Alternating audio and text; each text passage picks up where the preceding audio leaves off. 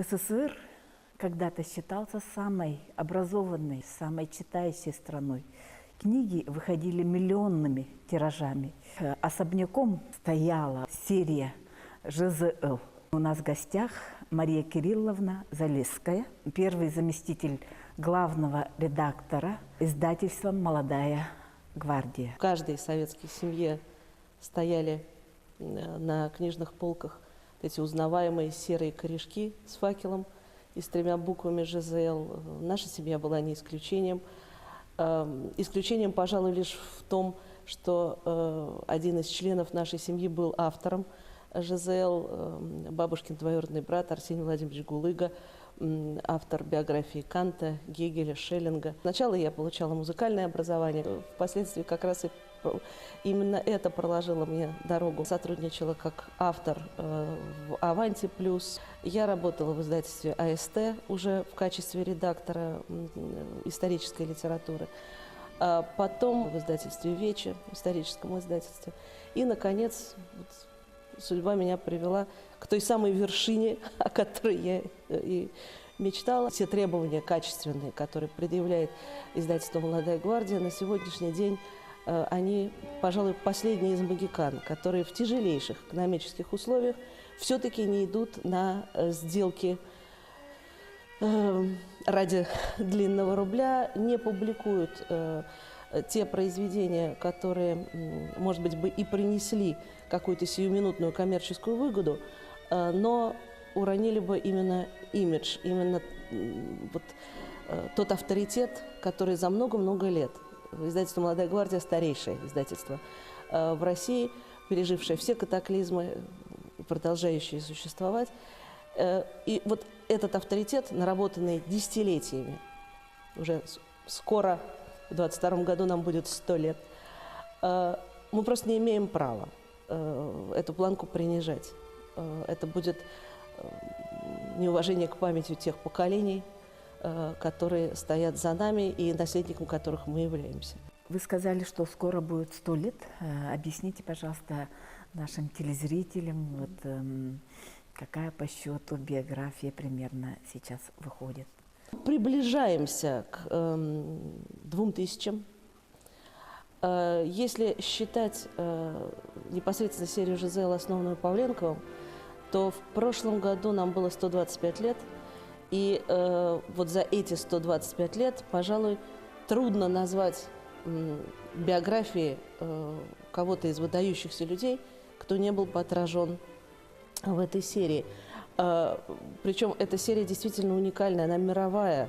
Не только наши отечественные великие, замечательные люди, но и вся мировая история. Биография, вообще биография человека, на мой взгляд, это наиболее интересный исторический жанр, потому что он отражает все. Во-первых, нельзя рассматривать человека вне среды, в которой он родился, взрослел, формировался как личность. С другой стороны, это именно человеческая личность со всеми достоинствами, недостатками, страстями, страданиями, наоборот, радостями, победами. Это настолько многогранная картина сразу, что, пожалуй, ни один историк, ни биограф вот так, с таким количеством разнообразных граней не сталкивается. Погружаясь в изучение биографии, и сам автор начинает примерять к себе ту или иную ситуацию, пытаться понять мотивацию своего героя через призму себя самого, прожить параллельную жизнь именно через сферу того, чем ты занимаешься. Это очень интересно, это дает очень много каких-то, можно даже сказать, прозрений, потому что через чужую жизнь, начинаешь во многом понимать и свою собственную. А бывает так, что биографии выдающихся личностей пишутся другим автором по прошествии некоторого времени и издаются у вас? Если это действительно достойно поданный в литературном плане материал, мы с удовольствием издаем биографию одного и того же человека, но принадлежащую перу разных авторов. Конечно, биография одного человека, она не меняется из-за того, что ее пишут разные авторы. А вот психологические моменты, то, как автор подает своего героя, это, конечно, именно творческий процесс, он неповторимый, он уникальный, поэтому каждая книга уникальна. Не важно, что у нас там несколько биографий Пушкина, там несколько биографий Есенина. Каждая книга – это событие, каждая книга – это дополнительное познание человеческой личности. Как становится автором Жизель? Ну, возможно, вот ученые биографию учат, но вот до авторства. Мы всегда шутим по поводу того, что не автор выбирает своего героя, а герой выбирает себе автора. Во многом это процесс непознанный. Почему вдруг появляется такая непреодолимая потребность заниматься именно данной конкретной личностью? Вот если спросить, почему именно Вагнер, не знаю. Зарождалось это давно, еще в годы моего ученичества. Меня захватила на самом деле личность другого композитора, Ференца Листа. И именно ему я наконец-то отдала долг, что называется, своей первой любви. Так как Лист и Вагнер были неразрывно связаны и творческими, и впоследствии даже родственными узами, не говоря уже о дружбе многолетней, и тоже очень интересно. Вообще взаимоотношения этих двух людей потрясающе интересны. Через Листа я пришла к Вагнеру, который, пожалуй, силой и магией своей личности заслонил для меня все. И много-много лет я, в общем-то, посвятила тому, что изучала именно его. Личность Вагнера, она не просто многогранна, она гигантская. Не только композитор, это еще и глубокий философ. И философия его еще до конца не изучена, и даже не предпринимались, конечно, попытки проникнуть в те масштабные глубины, которые он заложил своей музыкой. Масштаб этой личности, он, конечно, захватил меня целиком. До серии «Жизель», до воплощения этой книги прошло более 15 лет. Изучение писем, архивов, материалов, зарубежных биографий, наших отечественных биографий. Но, к сожалению, о Вагнере на русском языке написано до обидного мало. Тут нужно было, так сказать, восполнять пробел. Не могу сказать, что я раскрыла его, по крайней мере, для себя целиком. Гигантская работа еще предстоит. Я не отказываюсь от продолжения изучения. И когда, наконец, книга увидела свет, это как рождение ребенка, не буду произносить эту банальность, любой писатель скажет, что книга – это ребенок, которого вынашиваешь, мучаешься, наконец он рождается и начинает жить своей жизнью. Книга «Жизелевская биография Вагнера» моя, она мне открыла новый этап и моей музыковедческой карьеры. Она была замечена в Германии. Я была приглашена в Байройт. Это для каждого вагнерианца буквально Мекка, можно сказать, куда люди стремятся попасть десятилетиями. Очень трудно достать билеты на этот фестиваль вагнеровский. Театр вмещает около 2000 человек всего. И, конечно, всех желающих со всего мира вот в течение всего-навсего одного месяца в году, ну, можете себе представить, сколько людям приходится выстаивать в очередях за вожделенным билетом. Это тоже придает Вагнеровскому фестивалю в Байройте особый какой-то аромат чуда. Человек, который ждал этого там, 10, а иногда и более лет, и, наконец, его мечта сбывается, вот он какую-то частичку этого чуда приносит с собой, и атмосфера там не похожая ни на какое другое музыкальное событие. Уже несколько лет я являюсь корреспондентом для русскоязычной публики о том, что происходит в Байройте. Жизель – это действительно мистический опыт в жизни каждого писателя. Это не просто выход книги, это какой-то вот…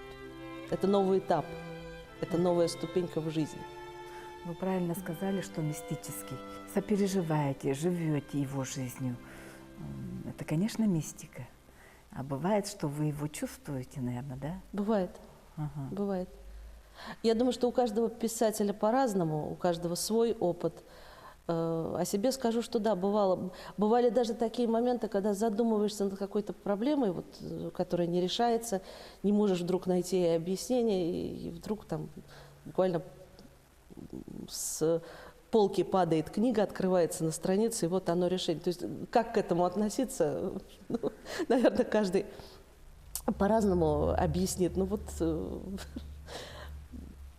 Мне кажется, что, наверное, какая-то помощь была сверху. Верите в Бога? Да.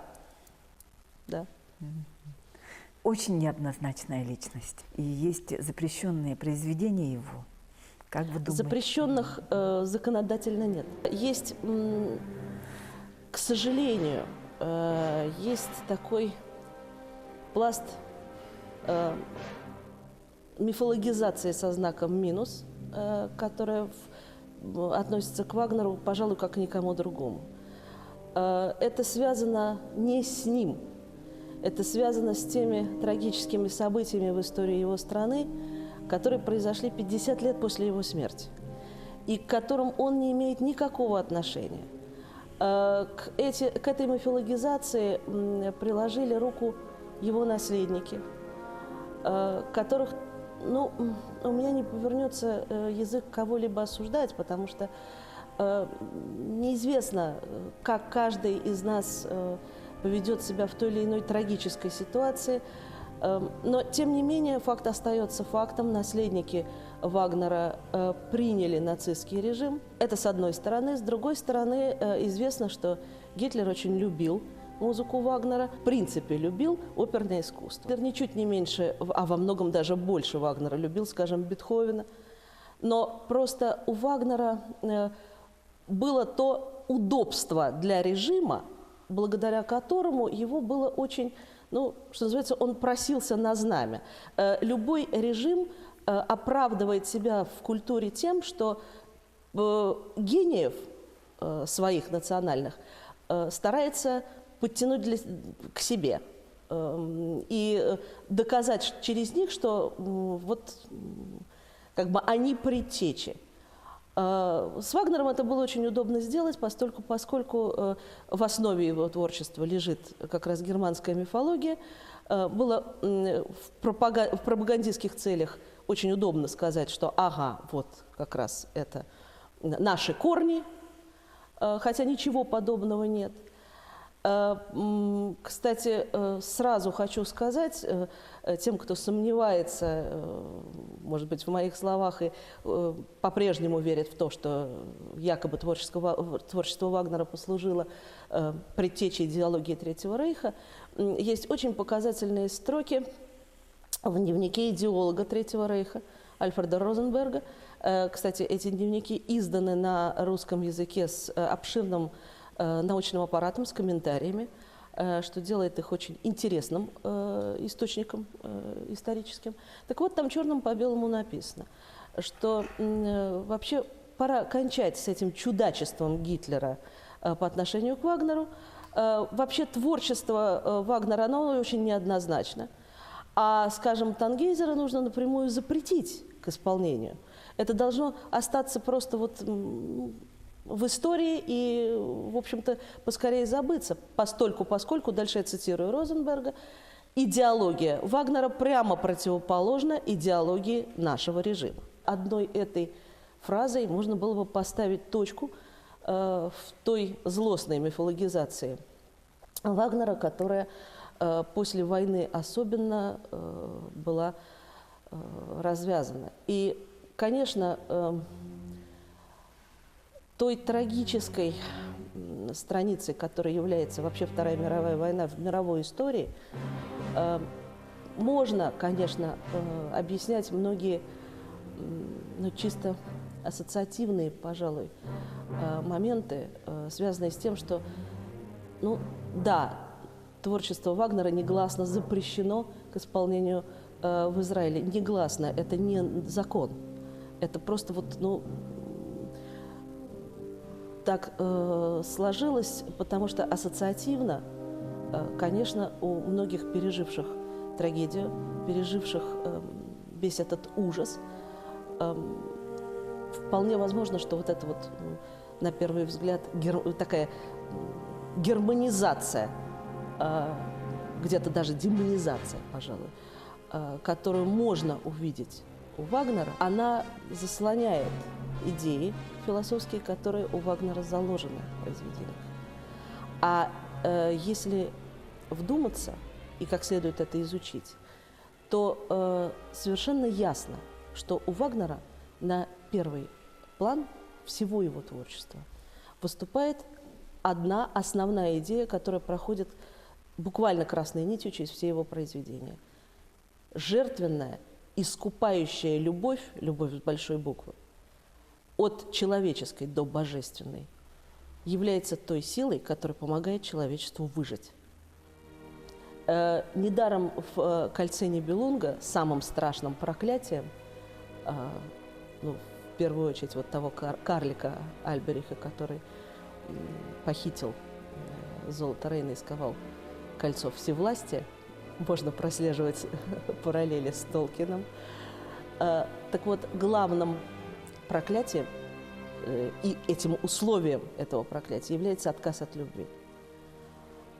Вот это вот такая гипергуманизация, я бы сказала, творчества Вагнера, которая просто вот вопиет с каждой его ноты, вот это как раз тот самый истинный Вагнер, только через жертвенную любовь, когда себя приносишь в жертву ради любимого человека или ради, в Парсифале вообще, так сказать, там прослеживаются параллели все искупления Бога-человека. Если каждый человек будет способен пережить вот этот опыт, тогда человечество выживет, тогда человечество спасется. Ну, о каком нацизме тут может идти речь? Конечно, это прямо противоположно нацистской идеологии. Он и композитор, и философ. Как в одном человеке это умещалось? Или это продолжение одного? Это продолжение, это звенья одной цепи. Ему нужно было масштабные, глобальные идеи донести до как можно большего количества народа. Использовал все доступные ему средства и как композитор, сочиняя музыку, и как литератор, написавший очень большое количество литературных произведений. Начиная от чисто критических статей, как рецензент, и заканчивая действительно философскими работами, где он объясняет и назначение искусства в целом, и объясняет свой подход к искусству. Он же действительно перевернул оперный жанр. Он мощнейший реформатор оперного жанра, вообще расколовший, если можно так сказать, историю музыки на до Вагнера и после Вагнера. То, что было возможно до Вагнера, то совершенно было трансформировано уже после его творчества. И оказавший в той или иной степени влияние на последующее поколение композиторов, он не оставлял к себе равнодушным.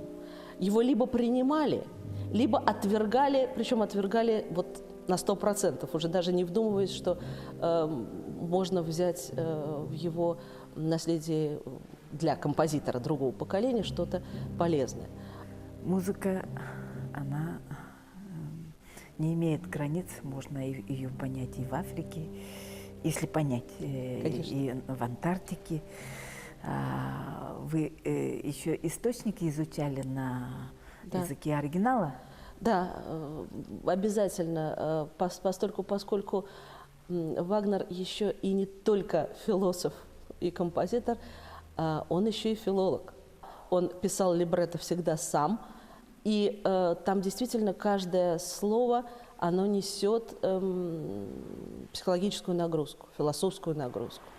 Почему? Вот один пример.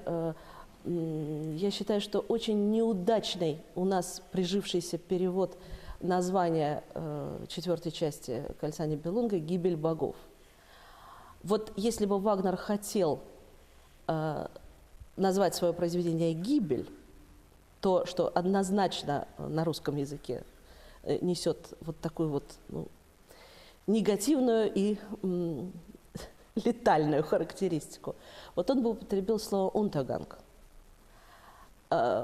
Он употребил на языке оригинала «демеунг» – «сумерки». И в немецком языке вот это слово, оно несет очень много оттеночных характеристик. Это сумерки как вечерние, так и утренние, как закат, так и рассвет. И он как раз хотел вот этим названием подчеркнуть, что это не конец, это новое возрождение, это то, что потом он потрясающе провел в музыке траурного марша Зигфрида, который траурный марш, заканчивающийся мажорным ликующим аккордом. Просто. Вот это как раз он пытался вложить в свое произведение, которое просто нельзя переводить как «Гибель богов». Это именно «Сумерки» вот с этими вот такими психологическими оттеночными характеристиками. Поэтому, конечно, Вагнера нужно в первую очередь изучать на языке оригинала. Гениальный Вагнер, а каков он был в жизни? Чем выше он поднимался духом, тем, наверное, он прочнее должен был стоять на земле какими-то вот такими бытовыми мелочами. Где-то он там был недобросовестным должником, мягко говоря, недобросовестным. Он очень не любил отдавать долги. Где-то он был человеком неблагодарным. Поскольку он настолько уходил туда высоко, что если бы еще и был бы образцом в качестве человека, ну, наверное, это было бы уже тогда что-то близкое к божеству. Так не бывает. Хотя, с другой стороны, он очень любил детей, он очень любил животных, он вообще был вот изначально добрым человеком, просто эгоцентричным и эгоистичным. А в семейной жизни? У него не складываются отношения с первой женой, они слишком разные. Она очень была приземленным человеком, она пыталась построить свой быт, как мы бы сказали, мещанский. Она хотела покоя, она хотела, чтобы ее муж был капельмейстером в каком-нибудь, может быть, даже не столичном оркестре, зарабатывал бы денег на хорошего рождественского гуся, и ничего больше ей было не нужно. Конечно, такая женщина рядом с таким огнем творчества, как Вагнер, ужиться не могла. Когда происходит окончательный разрыв, и она от него уходит, до последних ее дней он ее содержал, несмотря на то, что испытывал сам большую нужду в деньгах.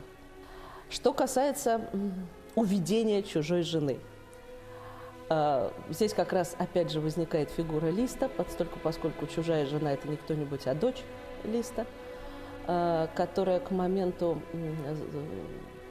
зарождения отношений с Вагнером находится замужем за любимым учеником Листа Гансом фон Бюловым, тоже великим музыкантом, великим дирижером, великим пианистом. Тем не менее, она влюбляется в него первая. Влюбляется настолько, что, можно сказать, теряет голову. Он очень быстро отвечает ей взаимностью. Тем не менее, он не может поставить ей условием уход из семьи. Тем более, что тут Лист, Бюлов, здесь очень такой сложный клубок взаимоотношений.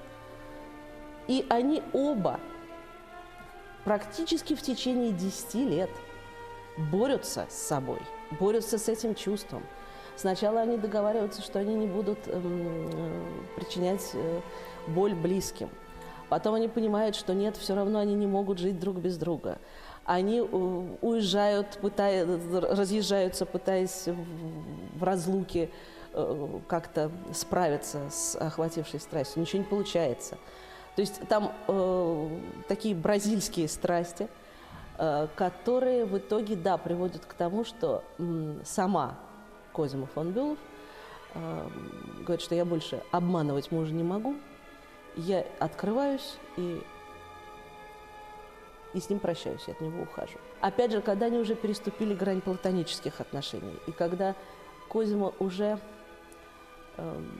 носила под сердцем ребенка Вагнера, они все равно еще продолжали делать вид такой вот, ну, благополучной семьи, я имею в виду Козиму и фон Бюлова, поскольку они не могли уже тут теперь переступить через неприятие этих отношений Листом. Они пытались брать Вагнер и Козима в союзники баварского короля Людвига II и заставлять его выступать свидетелем того, что все в порядке, что никакой измены нет, в общем-то, идя на обман. Счастье в семейной жизни в последние годы своей жизни он заслужил тем, что слишком много страдал ради достижения вот этого семейного благополучия. Ну, а потом уже, когда они, наконец, стали законными мужем и женой, и потом уже просто могли служить образцом семейных отношений. Вагнер, как отец, к своим детям относился просто с гипертрофированной нежностью, их очень любил. Сколько детей было? 3. Вот мы сказали, что неоднозначная личность. Наверное, наверняка подвергались вы критике. Мифы, которые окружают Вагнера, они оказались настолько живучи, что даже когда представляешь неопровержимые доказательства, что это не так, а вот так, все равно очень многие предпочитают жить в плену этих мифов. От мифов отказаться очень сложно. Сидела, вспоминала, напрашивается вот, ну, такая параллель. У нас есть автор Николай Логинов, его трилогия про Чингисхана. И совсем другой Чингисхан открывается. Он переведен на русский язык, и российские писатели его поддержали, что это самая русская литература, в русской традиции. Потихоньку меняется отношение к Чингисхану. Не надо никого стараться переубеждать насильно. Пусть это придет само тогда, когда это должно прийти. Пониманию любого, хоть литературного, хоть музыкального произведения. Работая над биографией Вагнера, безусловно, я погружалась в биографию Листа. И когда, наконец, я приступила к написанию книги о Листе, во многом вторая половина его жизни, где он связан с Вагнером, у меня уже была проработана. Теперь нужно было уже посмотреть на проблему со стороны другого человека и проследить мотивацию именно уже со стороны Листа. Судьба мне даровала прожить несколько жизней. Ну, теперь вот к вашей личности. В какой семье выросли? Мой папа был художником, того не стало в 2014 году. Был известным художником, имя его Кирилл Мордовин. Вот очень было приятно увидеть в галерее картину Андронова, они общались. Владимир Вейсберг, Павел Никонов, Вячеслав Забелин, это вот круг был моего отца, в котором, собственно, и я росла. Я с детства помню запахи мастерских, художественных мастерских. Вот сейчас еще остался в живых, наверное, последний из близких друзей моего отца, Андрей Татунов. Вот его мастерскую я посещала последний, вот, так сказать, именно с таким ностальгическим чувством. Мой отец очень дружил с художником Олегом Толстым. очень были интересные люди, очень были интересные какие-то вечера, переходящие в какие-то ночные дискуссии, тоже об искусстве. Все это было, все это как-то сейчас уже кажется таким далеким и даже, может быть, нереальным. Но, тем не менее, вот в такой художественной среде я росла. В то же время мама у меня была врачом, уравновешивающая творческие порывы моего папы. Поэтому так, семья была в этом плане гармоничной. И А музыкальная. я выбрала сначала музыку, да. Папин папа, мой дедушка, он пел в Большом театре, но только рано умер. Я не застала его в живых. А так он был певцом Большого театра. Бабушкина сестра родная была замужем за режиссером Большого театра Иваном Сучковым.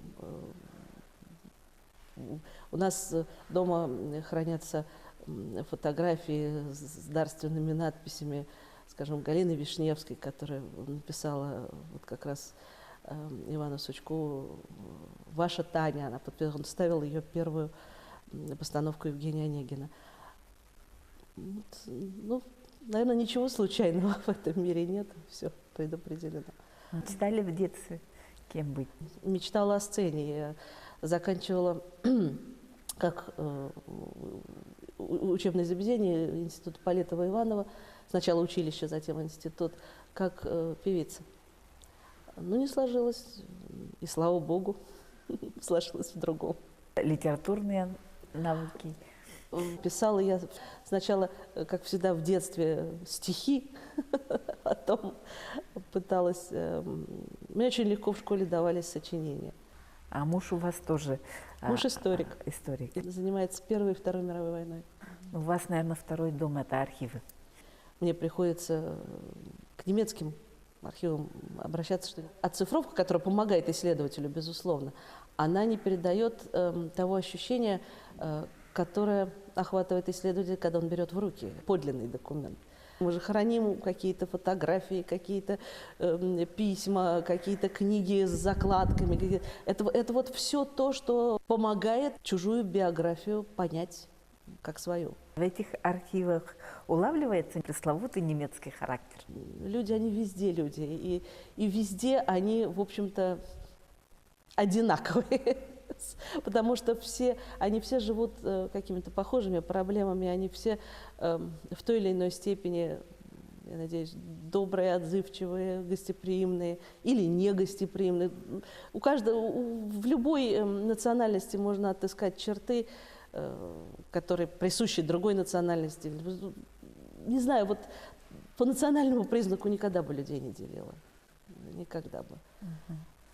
И если говорить о таком впечатлении общем, я, например, считаю, что немцы очень похожи на нас. Очень похожи.